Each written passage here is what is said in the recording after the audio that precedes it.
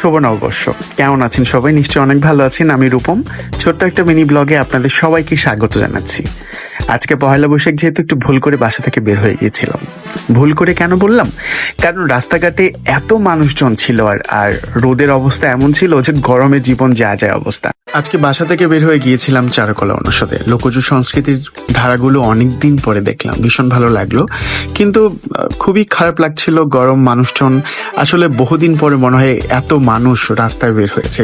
যানজট, রিক্সা না পাওয়া, গরম, সবকিছু মিলিয়ে মানে যায় যায় একটা অবস্থা।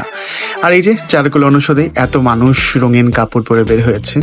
আমার ভীষণ ভালো লাগে মিউজিক ইনস্ট্রুমেন্টগুলো। মিউজিকের প্রতি আমার আলাদা একটা দুর্বলতা আছে, তো সেই জন্য হয়তো ওই জিনিসগুলো দেখলে কেন যেন একটু ভালো লাগে। এই ভদ্রলোক জিনিসগুলো বিক্রি করছিল, দাম দরও করেছিলাম, কিন্তু আমার কাছে মনে হচ্ছিল যে আছে বাসায়। আর এই যে গোল্ডেন ম্যান, আমার কাছে অদ্ভুত লাগলো বিষয়টা, যে এত মেকআপ নেওয়ার পরে সে কি করে এই গরমের মধ্যে এইভাবে বসে আছে। মানে কি অদ্ভুত না? সাধারণত আমরা শুটিং এ একটু মেকআপ নেওয়ার পর একটু পরপর মানে গলে গলে পড়ে যায় মেকআপ, সেটা বুঝতেই পারছেন। নিজের কষ্টটুকু তার মাঝখানে একটু দেখলাম আর কি। চারুকলা অনুষদ শেষ করার পর আসলাম নাট্যকলা বিভাগের এখানে। আসার পরে ওদের কিছুটা প্রোগ্রাম দেখলাম, সবগুলো ফুটেজ নিতে পারলাম না, হয়তো মিউজিক কপিরাইট একটা ব্যাপার স্যাপার থাকবে। আর এই যে আমাদের ইফতি একটা ভৌতিক মাস্ক কিনলো আমার কাছ থেকে 100 টাকা নিয়ে। কি এই যে একটা বাজে অবস্থা! এইসব জিনিসের দাম নাকি 100 টাকা! ভাই, আমার 100 টাকা চলে গেল। আর একটা কথা বলতে চাই আপনাদেরকে, আপনারা যারা বের হয়েছেন বাসা থেকে, নিশ্চয়ই অনেক কষ্ট পেয়েছেন। যদি পারেন কষ্টের কথাগুলো একটু কমেন্টস করে জানাবেন।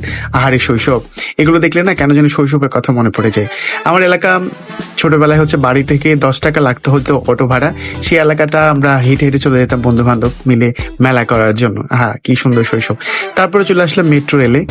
আর বুঝতেই পারছেন মেট্রো রেল অবস্থা কি হতে পারে, সেটা একটু পরে আপনারা বুঝতে পারবেন।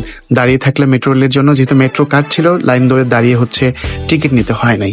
ট্রেন আসার পরে হচ্ছে অনেক কষ্ট করে উঠলাম। ওঠার পরে দুজন মানুষ এত সুন্দর করে ঝগড়া লাগলো, সুন্দর করে এই জন্য বললাম, আমরা সবাই হাসছিলাম। এত মানে ঠেলাঠেলির মধ্যে ওরা কি করে ঝগড়া করে, এই যে আমরা হাসছিলাম। সবচেয়ে মজার বিষয় হচ্ছে, আমি যখন ক্যামেরা করি এক এক মানুষ হচ্ছে আমার ক্যামেরা দেখে হচ্ছে লোক দিচ্ছিল। ওখান থেকে বের হওয়ার পরে আসলাম হচ্ছে চীন মৈত্রী সম্মেলন কেন্দ্রের সামনে। চীন মৈত্রী তো আগে মনে হয় বঙ্গবন্ধু কিছু একটা ছিল।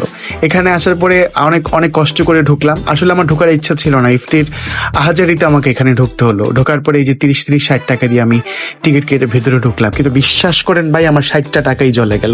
হুদায় গেলাম, কোনো কাজের না। যে জিনিসপত্রগুলো এখানে আছে সেই জিনিসপত্রগুলো বিভিন্ন মার্কেটেও পাওয়া যায়। আর হচ্ছে এত দাম। আপনারা যারা যেতে চাচ্ছেন সবাইকে বলি একটু মানসিক প্রিপারেশন নিয়ে যাবেন, ঠিক আছে? কারণ প্রচুর গরম কিন্তু ওইটার ভিতরে। এসি আছে, তারপরে যে পরিমাণ